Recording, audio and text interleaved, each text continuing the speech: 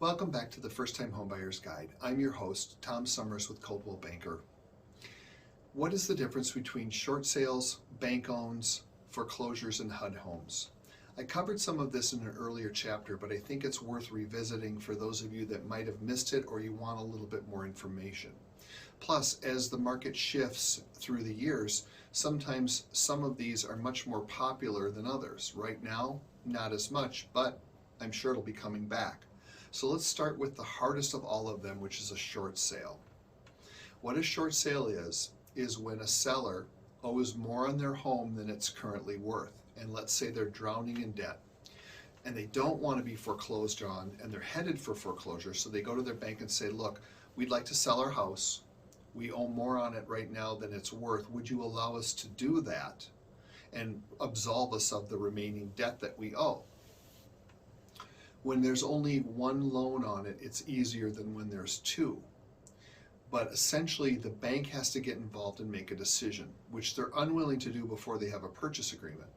So when you look at a home that's being advertised as a short sale, the listing agent and the seller are hoping that the bank will agree to it. Once in a great while, the banks will agree ahead of time, but rarely does that happen. The reason this is so hard is not only do you have to work with the seller to come up to terms with a purchase agreement, then we have to turn all of that information into the lender, and the lender has to analyze everything and make a decision as to whether they're going to allow this or not. During all of this time, the lender could still be moving forward on foreclosure proceedings against the seller. So if you run out of time with the foreclosure and the home gets foreclosed on before they made a decision about the short sale, you're out of luck. You won't lose any earnest money, but you'll lose a lot of time waiting. Well, in that 6 months to a year that you're waiting for this house, interest rates could have changed, supply could have changed. There's so many things that can happen, and they're under no obligation to say yes to this. So you're really putting yourself in a hard position, so it better be a home that you really, really love, because at the end of the day, you could go through all of this and the bank could still say no, even if they put the foreclosure on hold, which they'll do that as well. But there's no one size fits all with these. Every bank is different, every asset manager is different, every file is different, so you can't guarantee one thing or another. So that's number one. Then the other ones can all be lumped into one thing, a foreclosure. They're known as bank-owned, lender-owned, HUD homes. All of that is a foreclosure. Now, the interesting thing about the foreclosures is, yeah, the bank is involved or private ownership is involved, but it's not like a traditional sale.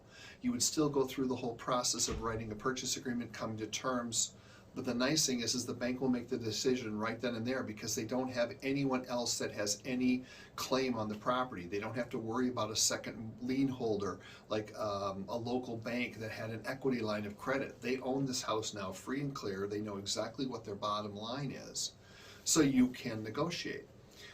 The problem with the foreclosures is when there was a bunch of them, they were really good deals because the banks were so overwhelmed, they just wanted to get rid of stuff. So they were agreeing to different price structures, and it really made it worth it for you to get a foreclosure if you could, because you could save a substantial amount of money, fix the place up, and you'd really have something great. But past that big meltdown of 2009, there are still some foreclosures, but because they're few and far between, the bank is in no hurry to sell it as a discount. And in some cases, they try to use current sales or sold properties in the area to justify the sale of the foreclosure, even if it needs work. So for me, a traditional sale is still always the best way to go. I'm not against doing foreclosures or short sales, but I think it's good for you as a buyer to know before you get involved in any of this exactly what you're up against.